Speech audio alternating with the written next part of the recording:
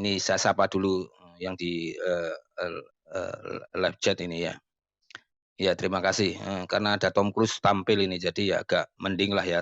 Jadi, channel Bukia ini agak agak lumayan jadi agak ada artis yang masuk gitu kan.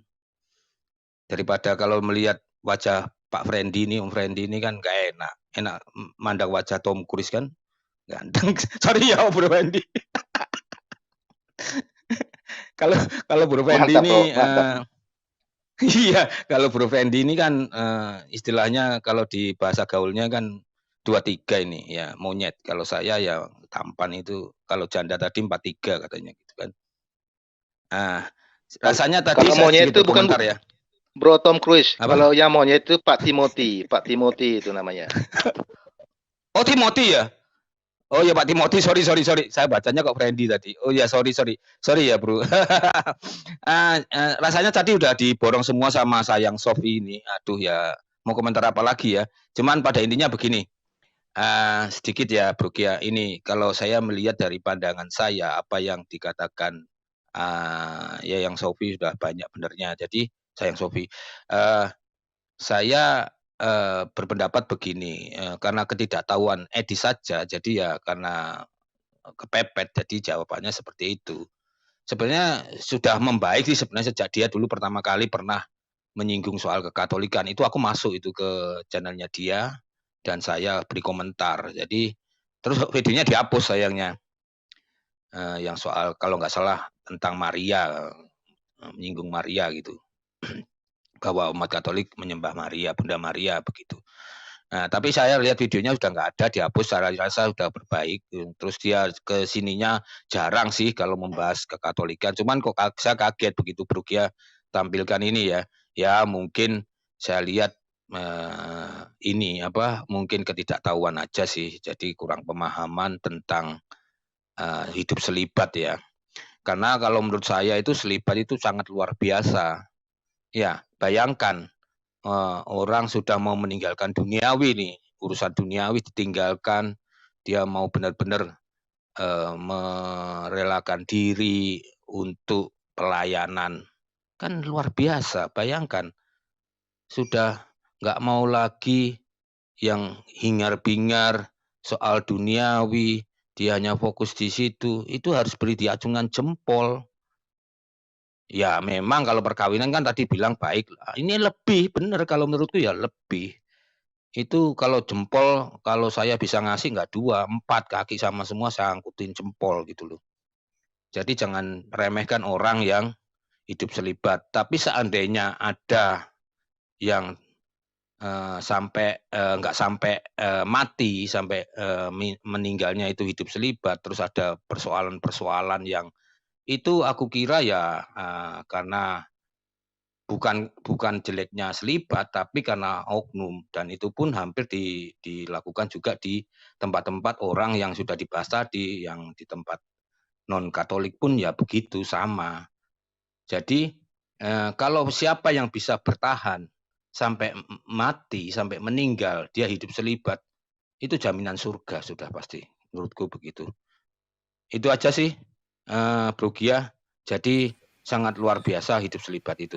Terima kasih, Bro Gia. Ya, oke. Terima kasih Om Tom. Ini Om Timothy nih mau berbicara kah atau bagaimana? Mau jadi penghias? Penghias live. Halo. Malah turun.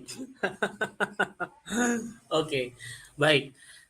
Sebenarnya Bapak Ibu tadi sudah disapu rata untuk dijelaskan oleh paman sayang Sofi dan paman Tom ya. Dan saya juga tadi sudah jelaskan begitu panjang lebar. Jadi saya mungkin hanya membuat apa ya poin-poin yang agak kecil-kecil aja ini supaya mudah dimengerti. Jadi kalau kita lihat tadi dari penjelasan paman-paman ya Bapak Ibu ya, hidup selibat dan hidup perkawinan itu bukan sesuatu yang bertentangan, bukan sesuatu yang kontradiksi. Kemudian kehidupan selibat dan juga perkawinan itu sebenarnya saling mendukung. tadi sudah dikatakan bahwa kesucian perkawinan, ya contoh beginilah ya, saya terlalu tinggi kalau pakai bahasa itu. Gini, sebuah panggilan tumbuh dari keluarga yang tentunya baik-baik, atau pastinya keluarga yang iman Katoliknya tentunya sangat-sangat luar biasa gitu ya.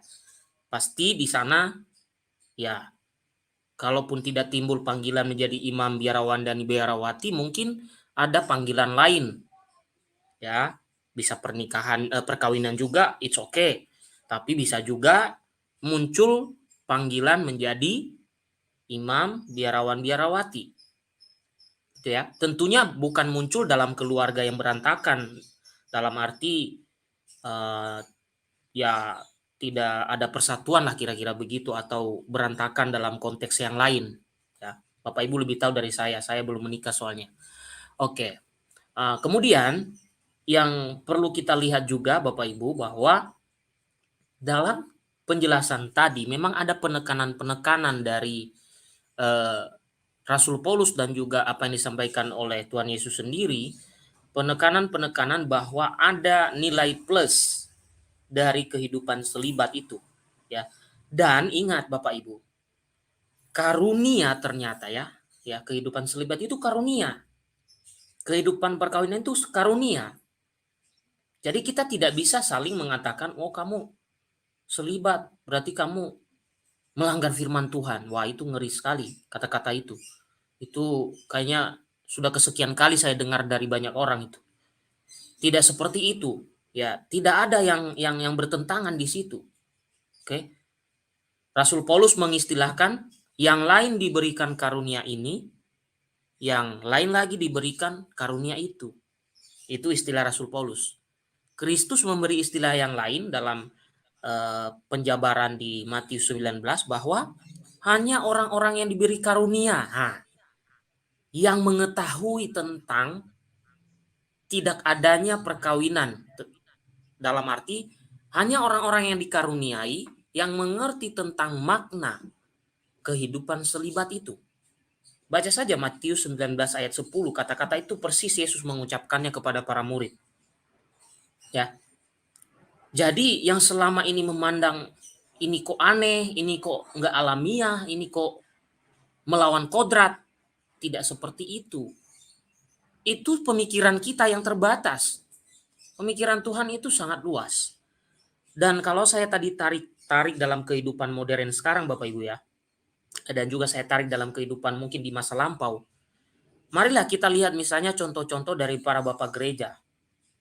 Bagaimana bapak gereja mereka adalah orang-orang selibat. Dan bagaimana karya-karya mereka, teologi-teologi mereka ya, membuat kita mempelajarinya sampai saat ini. Nah, itu kekuatan dari mana? Ya, tanda petik ini ya, bukan kekuatan dari mereka, tentunya dari Tuhan. Tapi gini, kekuatan tanda petik saya berikan di sini kesendirian, kelajangan, kekuatan kelajangan. Itulah yang diwarisi kepada kita itu. Sekumpulan tulisan-tulisan yang luar biasa itu yang masih dipelajari di bangku kuliah teologi, di bangku kuliah filsafat, itu peninggalan mereka. Contoh, Santo Thomas Aquinas misalnya, meninggalkan kepada kita yang sungguh luar biasa, isinya adalah Summa Theologia.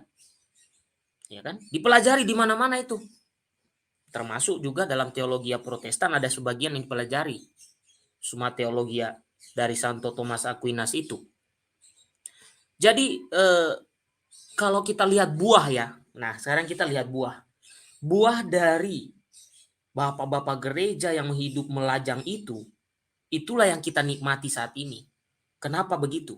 Contoh, yang pergi menjadi pastor yang menyebarkan Injil ke Indonesia itu kan orang-orang lajang, ya. Contoh, Franciscus Xaverius yang datang ke daerah Maluku. Apakah dia bebas misalnya begitu jauh negaranya di benua mana, tapi dia bersedia datang ke benua Asia, terutama di Indonesia.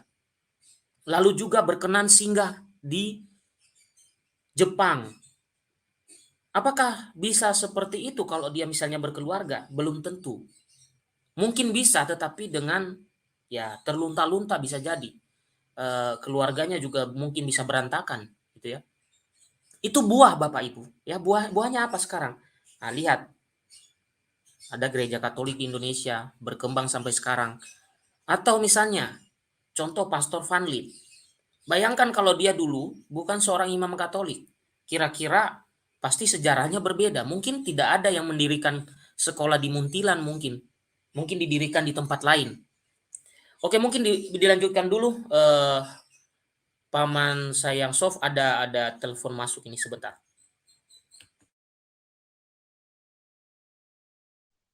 Atau mungkin Bro Gian masih ada literasi yang perlu diangkat, silahkan dulu. Atau bagaimana? Iya, dilanjutkan boleh, ditambah juga boleh. Sebentar saya balas dulu ini ya. Oh ya, oke, baik. Terima kasih Bro Gia dan Bro Tom Cruise yang luar biasa. Oke, kawan-kawan di live chat, Bapak, untuk menjadi pastor tuh ya orang yang laki-laki normal dan tidak punya kelainan perilaku lah, katakanlah demikian. Karena biasanya gini, saat mereka masuk ke asrama, katakanlah ya ini pengalaman pribadi, maaf ya saya cerita pribadi.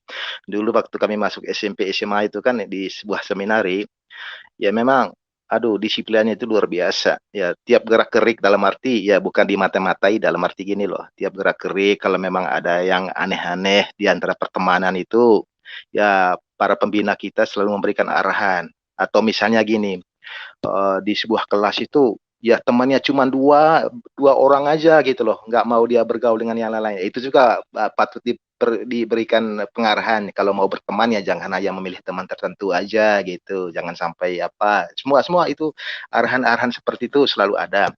Atau misalnya kita di kelas tertentu itu kan biasanya mau naik kelas SMA itu ya selalu ada istilahnya votasi. Votasi itu artinya gini, teman menilai teman gitu loh.